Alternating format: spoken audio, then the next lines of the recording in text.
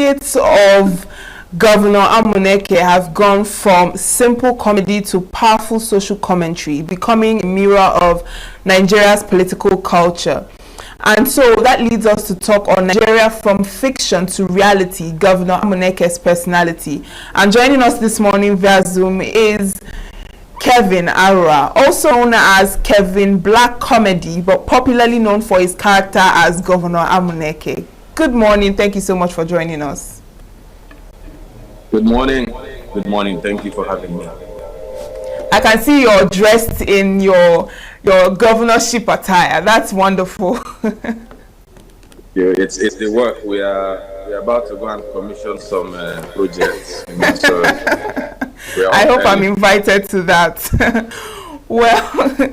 Well, first of all, I'd like you to tell us about your character as Governor Amuneke, because every character has a story. How did that idea come first to you, and what does the name Amuneke mean? Why the name Amuneke? Tell us about it.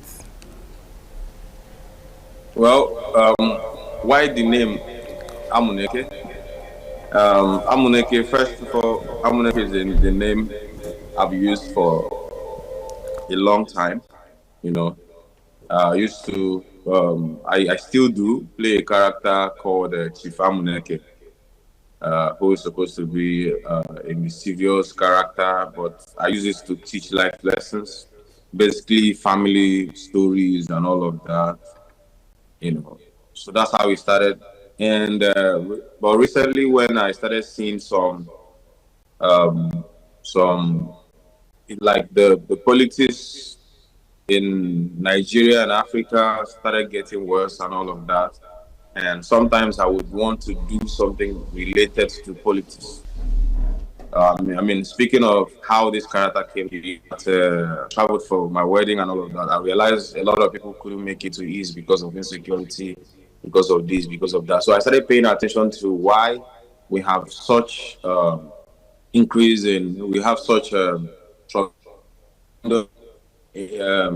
increase in terms of insecurity. So I wanted to do something about it. So the first video I made was speaking to, of course, I've done so many things on politics. So when I look at some problems that we face, I do content about it. So I used to even play a role as Buhari. Sometimes I play as a senator, sometimes I play as a president, and all of that. So I try to address the government with my content. So recently, when I traveled for my wedding, I realized the high level of insecurity. You know, the herdsmen attack and stuff. So I did a couple before I traveled for the wedding. But when I got there, I realized how worse it was. So, in a quest to address it, you know, I was so touched that I made a video publicly addressing the governor of my state. You know, because people were praising him and all of that for building smart schools and all of that. And of course, I saw them and I was amazed. But when I now saw the level of insecurity, people were calling me from places like Hamufu, that are getting attacked, and you know, this is not something I've shared with anybody before, but people who follow me know. So people who know me know this, that they saw the video I made addressing the governor directly, not as a content. And I said, these things are happening. People are complaining that they come to a harmful blah blah blah, and those people, the indigenous, when they came out to talk about it, some of them were silenced, you know, as they claimed. They sent me videos, pictures, blah, blah, blah. So I was moved. I know I'm a public figure and I don't know what to do about it. I like the governor. I don't know how to address him. Then I came in a civil manner and said, sir, maybe you don't know, but these things are happening. Do something about it. And then he made a public statement saying that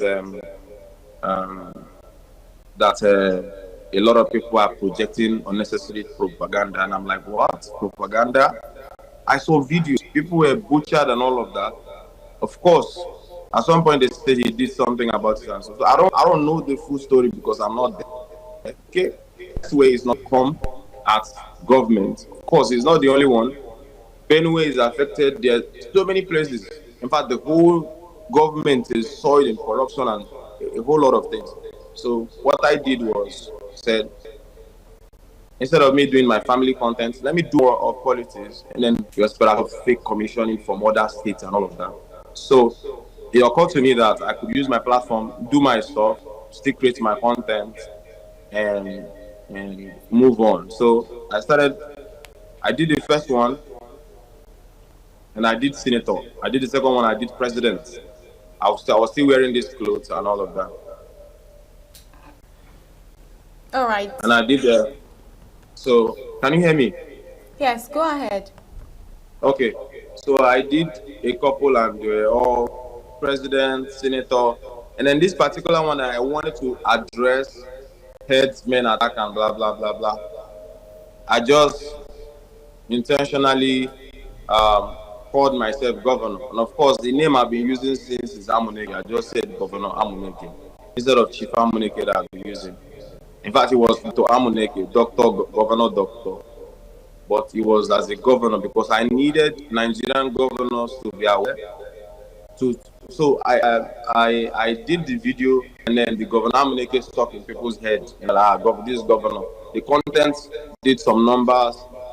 And then I did another one that I said, let's see the edit. I started gaining momentum. I'm like, okay, so let's see how far this will go. So I decided to keep the character to eradicate the bad governors so that they will be aware that we know what is going on. So that's how the character came about. So that's it. Governor Dr. Amuneke, please, now we know that we're trying to dissect your personality behind the scenes. Now, could you, tell us who is Arwa Kelvin Chinedu?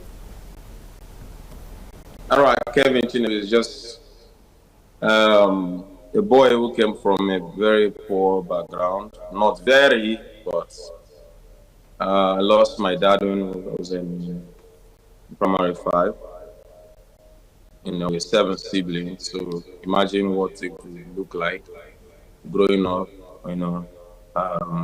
Shout out to my sister, my other brother, my mommy, everyone who kept fighting for us to survive and all of that.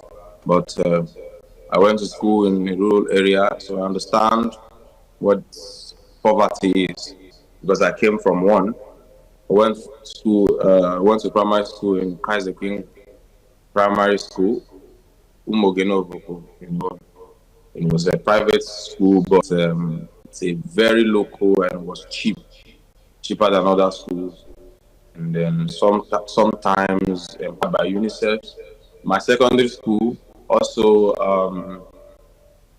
Before I talk my secondary school, that's primary school. I still feel happy whenever I remember who owns the school. Mr. Christopher, he was our headmaster. He owned it. This man single-handedly built the school. At some point, at first, it was in village squares that were using for classrooms in primary school. His works are amazing. There are people that I will call out positively one day. Shout out to him. He owns the primary school and secondary school, UNICEF. But at some point, I was attending evening school, and I went to IMT, almost self-sponsored. Shout out to my sister and my brother that contributed, but was almost self-sponsored. I used to be an artist, sell artwork on the streets. I used to draw, and then started in Ibadan. From there, I got a job in Lagos after I learned video editing and shooting. So, and then I got my first job with a media company in Lekki, Lagos, 2018. And that's where I was working since until I started shooting skits. So I was doing skits on the flip side until I got a kind of subtle recognition after Tunde not posted me around 2019 or so.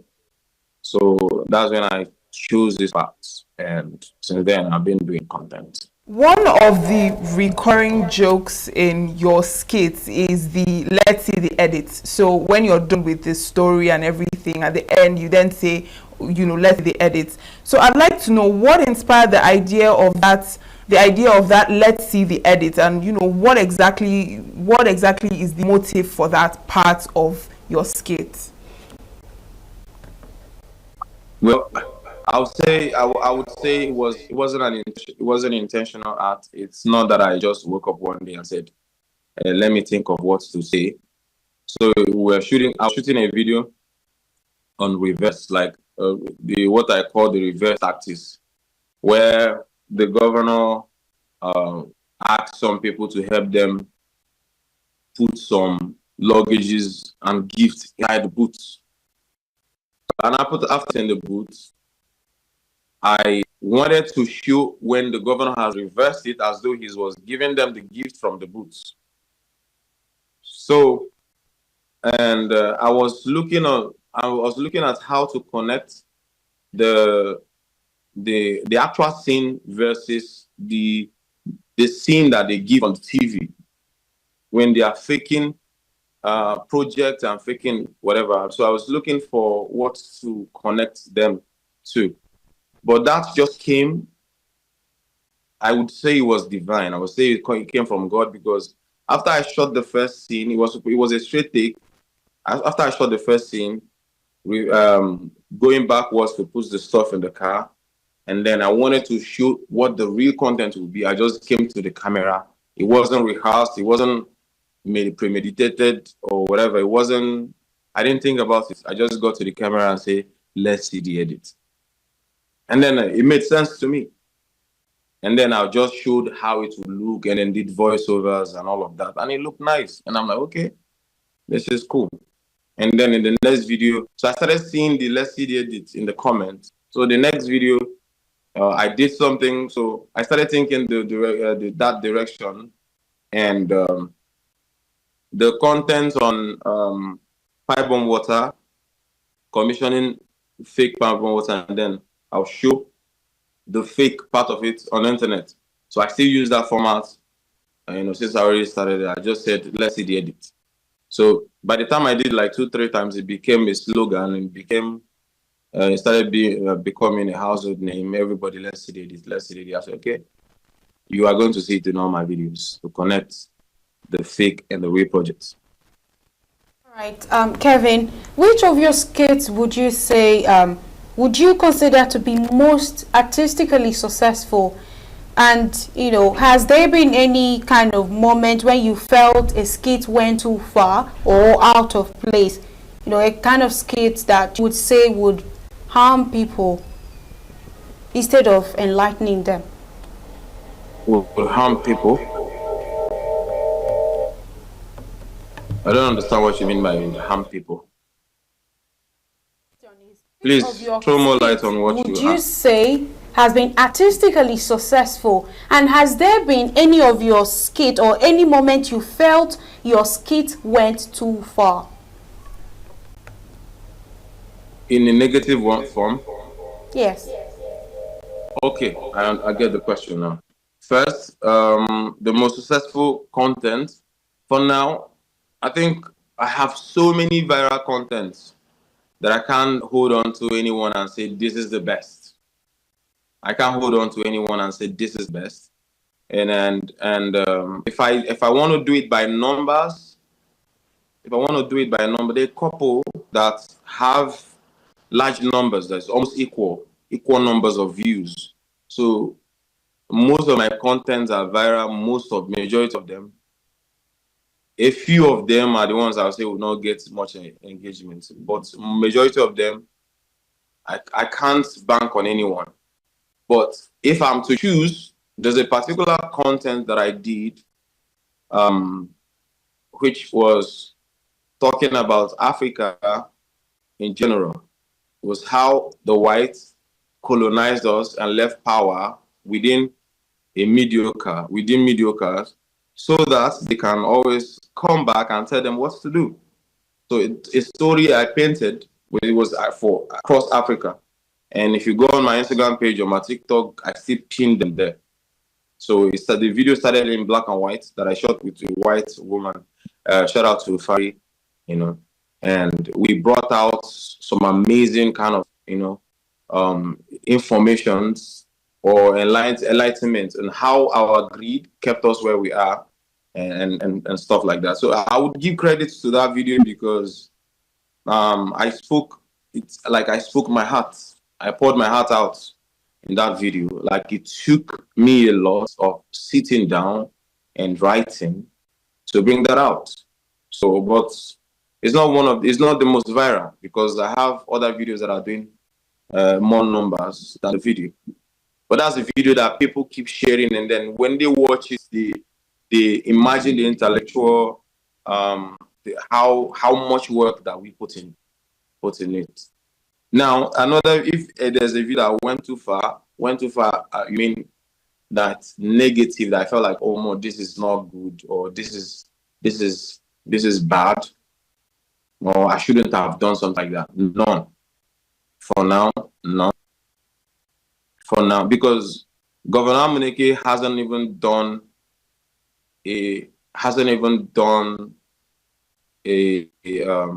what is it called? I haven't done 1% of what African leaders do.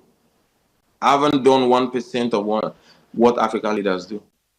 I would be very irrelevant if I go to countries like Netherlands or some peaceful countries where they know nothing about corruption, blah, blah, blah. They will be watching the video and like wondering what's going on here.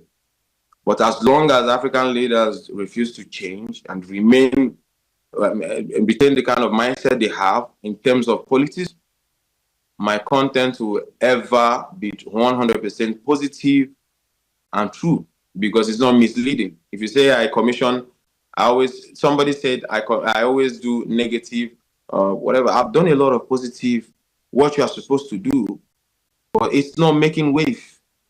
So they have to see what they are doing themselves. The fake projects, whatever I'm doing, they are all real. That's what they do. Most of them. I mean, there are a few governors now that are trying, that people are clapping for. But in real sense, are we supposed to be clapping that a governor is fixing road? That's how impoverished, that's how stagnant, that's how retarded politically we are. That we are celebrating someone building road. Is he building the road in his money? No, he's not. The money is ours. So we are in a country where I'm celebrating somebody for fixing lights. You know? I mean, look at what is going on in Abia State. He's doing a fantastic job, but that's what everybody should be doing. It should be the other way around. When you don't do it, people will come out and say you should be removed and maybe pour you sand when you're walking on the street. But they are celebrating somebody for doing roads and fixing lights and doing what he's supposed to do. That's how retarded we are. I mean, shout out to Alex Oti for at least making other governors see that there's still, you can still do better, you know. But I believe you get my point. So for now, I don't think there's anything I've done as I regret doing. No, I don't. And I wouldn't come to call your name. But when I drop a content and your people, or you send people to come and attack me and say, oh, I'm doing too much, it means that I was right. It means I was right. So that's it. Comedy or content, isn't just for the laughs and, just for the entertainment, of course. And I mean, it's safe to say that your content and Governor Amuneke is what we can call a modern day mirror of society. What role do you think that satire plays in Nigeria's democracy today? And has any of your content been censored or flagged or challenged for being too political? First of all, What role do you think satire plays in Nigeria's politics or democracy today? It mirrors whatever they do. It it acts as a watchdog and an eye opener to the people, because now the citizens are beginning to say, okay, when a governor comes out, before they make a documentary and say this governor is doing this governor, look at the roads, look at the projects, and they are showing you. Maybe someone who is living in Zamfara is seeing a picture of what's happening in Enugu State, or seeing a picture of what is going on in Anambra, or what is happening in Ogun State. You are not there. And then you just conclude that this person is doing a lot of work because they are doing a lot of videos. What we are seeing is a lot of videos and a lot of pictures. They are doing documentaries. Try it now. Try it, whether you are doing good, whether you are even trying. Try it now and do a video. Make a video of yourself working and saying, I'm doing projects. It will take only a few governors, maybe only Alex Oti, that will post a video. And people will not say, let's see the edit. Try it. I challenge any of the governors, do a documentary and said, I did road, I did bridge, I did this, I did, and post. You start seeing Governor Amuneke, let's see the edit. And that was the target. So even from now, even if I stop shooting video now, even if anything happened and I get banned from doing my content, one thing I know is for sure, most of my videos will be evergreen, and there are plenty. I've dropped almost every day. In fact, it was like attack. I've dropped almost every day. So most of my videos will continue to get shared even after 2027, even after 2031. My videos will keep there, and the name will keep being a household name. Whenever you post a video, you're going to see Governor Amuneke, let's see the edit. They are telling you, we know what you are doing. We know you're not doing a great job. So my intention was from heart, and God sees my heart. It was not from a place that I'm looking for something that will trend, because I was already making money with the kind of content I'm doing. As a matter of fact, I made more money, especially with Facebook and the rest and the likes, because I had videos that you don't know that were 80 million views up to 100 million views. The simple ones that we did, it goes more viral. The content that I sacrificed and stopped, I used to do some content that I would spray. I'll do a spray like this, somebody will appear. Those contents have millions of views, 45 million, 50 million, 80 million, and that's a lot of money. Now I can't do it because it looks childish. So I have to respect a brand that I've created to create more impact in the community. That's what most people don't know. So it's not a journey I started because I wanted to go viral. It's something that out of passion, I brought out in my phone and wanted to send message to my governor, and he didn't make any impact. I said, okay, I'm going to dedicate my page to do that for my people, for the whole Nigeria and for entire Africa. So if God sends you to do something, not even anybody can stop it. Not even anybody. So that's why I believe that.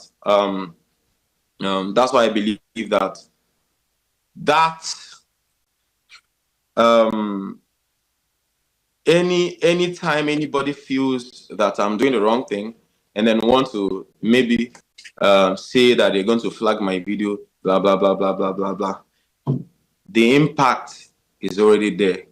The name is already there. That's just it. The impact is already there. Positively, the satire has created more impact than any whatever medium that most people that have used before. Kevin, some would say that this satire is just, social media and it doesn't get to the grassroots politics.